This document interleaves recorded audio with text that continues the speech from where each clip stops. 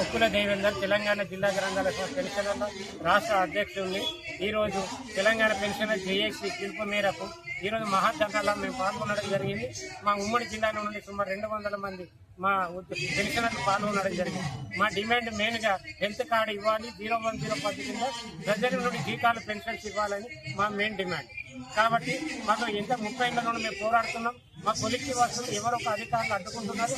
ప్రభుత్వం కూడా గ్రాంట్ ఇంటి కింద ఇవ్వడం వల్ల 2-3 నెలలకు జీతాలు పెన్షన్స్ వస్తున్నాయి.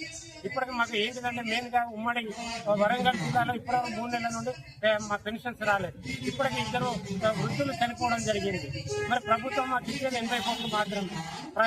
అధిక ఆర్థిక భారం ఉండదని మా డైరెక్టర్లు గారే ప్రభుత్వానికి లెటర్లు రాసినప్పుడు మరి ఇవ్వవలసిందిగా మేము కోరుతున్నాము. జై తెలంగాణ.